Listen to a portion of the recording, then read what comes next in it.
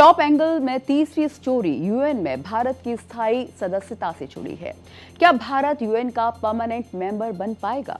UNSC में reform नाम से एक डिबेट की शुरुआत हुई है। चर्चा है कि अगर सहमति बनी तो ऐसा मुमकिन हो सकता है। ब्रिटेन और रूस इसकी पैरवी पहले से करते रहे हैं। अब नया साथ फ्रांस का मिल गया है। यूनाइटेड नेशन सिक्योरिटी काउंसिल यानी यूएनएससी में 80 साल बाद स्ट्रक्चर में फेरबदल की सुगबुगाहट तेज हो गई है। इसे लेकर यूएनएससी में रिफॉर्म नाम से एक डिबेट की भी शुरुआत हो गई है। इस डिबेट में यूएन में फेरबदल को लेकर सभी देश अपना अपना पक्ष रखेंगे। यूएनएससी रिफॉर्म डिबेट से जो अब तक संकेत निकलकर सामने आए हैं, उससे कहा जा रहा है कि अगर फेरबदल की सहमति है तो भारत को वीटो पावर के साथ यूएन की सदस्यता मिल सकती है।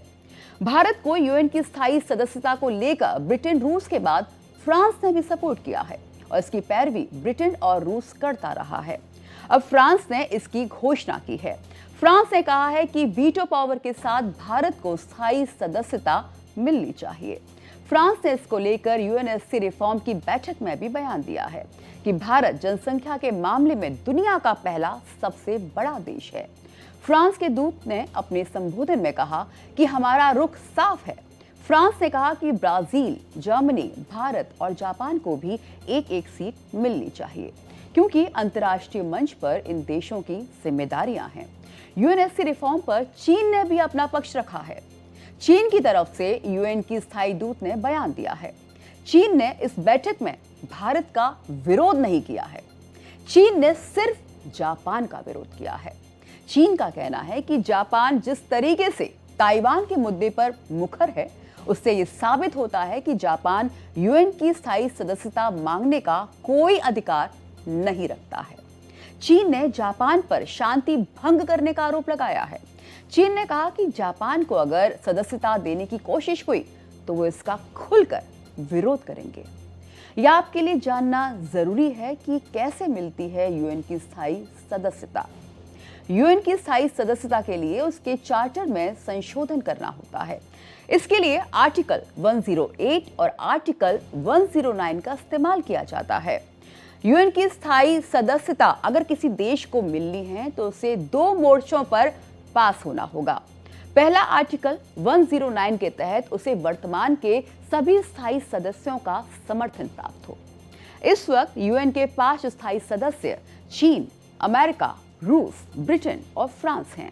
इनमें से अगर कोई देश वीटो नहीं करता है तो संबंधित देश स्थायी सदस्यता के लिए योग्य माना जाता है। दूसरा आर्टिकल 108 के तहत स्थायी सदस्यता का प्रस्ताव यूएन जनरल असेंबली में रखा जाता है, जहां पर 2/3 सदस्यों का समर्थन जरूरी है। वर्तमान में 193 देश यूएन के मेंबर हैं, यानी 145 देशों का समर्थन जरूरी है। अब आप ये भी जान लीजिए कि यूनाइटेड नेशन सिक्योरिटी काउंसिल का गठन कब हुआ था, इसका मकसद क्या है। 1945 में दूसरे विश्व युद्ध के बाद यूनाइटेड नेशन सिक्योरिटी काउंसिल का गठन किया गया था। इसका मकसद दुनिया में शांति कायम करना और आपसी सामंजस्य को बढ़ाना है। यूएन चार्टर के मुताबिक वर्तमान में 5 देश इसके स्थायी सदस्य हैं, जबकि 10 अस्थायी हैं।